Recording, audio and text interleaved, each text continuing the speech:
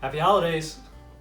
We're all looking for ways to stay healthy, find some comfort during this time. What better place to go than the kitchen? I want to offer you a very simple butternut squash soup recipe. It's delicious, it's nutritious, and it's super easy to make. So let's get started. Let's take a look at our ingredients. Left to right, 1 large carrot. We have a white onion, medium-sized butternut squash. We have our vegetable stock. We have 1 apple, 4 cloves of garlic, salt, pepper, nutmeg, cinnamon, and in the back we have some unsweetened coconut milk.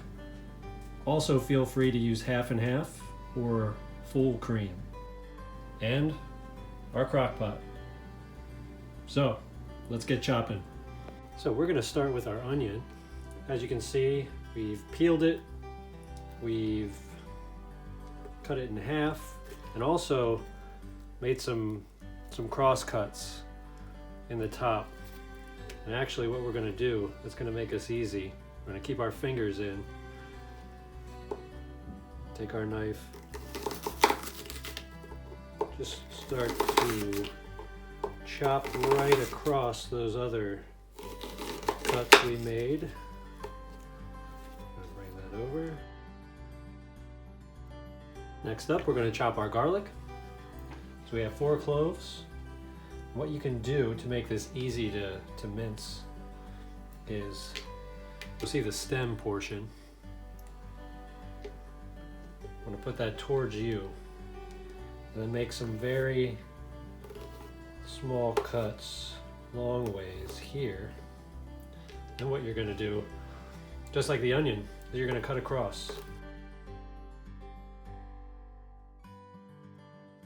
Alright, now it's time for our apple. Rinsed off our knife, cleaned up our cutting board a little bit.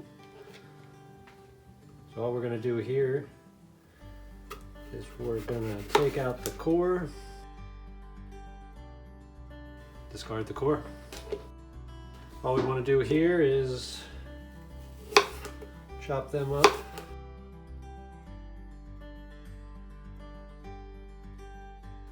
Okay, now it's time for our carrot. So first thing we want to do, chop off the end. Take that off too. And then before we chop this up, we're going to take our peeler. We're going to take the skin off. All right, real easy.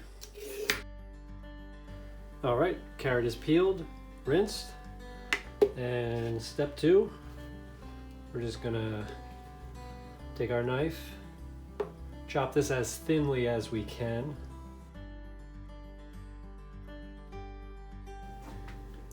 Last but not least, our butternut squash.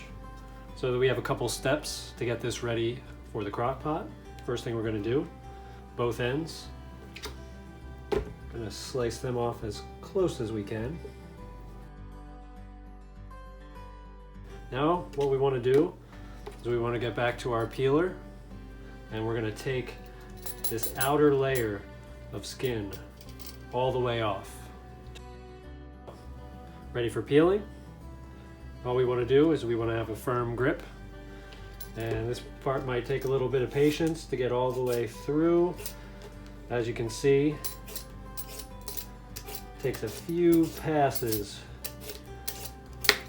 to get that outer layer all the way off, so you can see that nice orange flesh of the butternut squash. So keep going.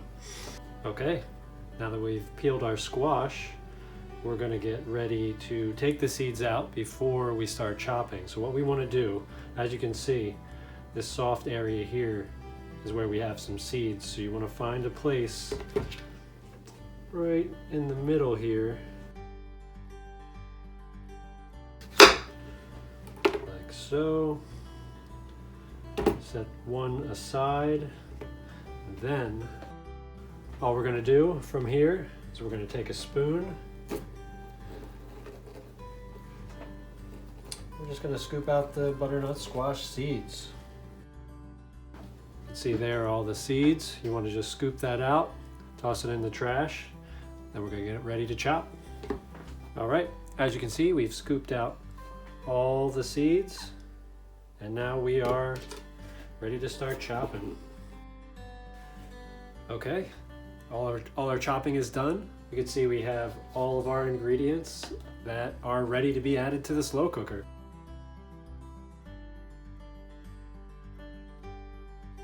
We have 2 to 3 cups actually, of our vegetable stock. You can pour that right on top.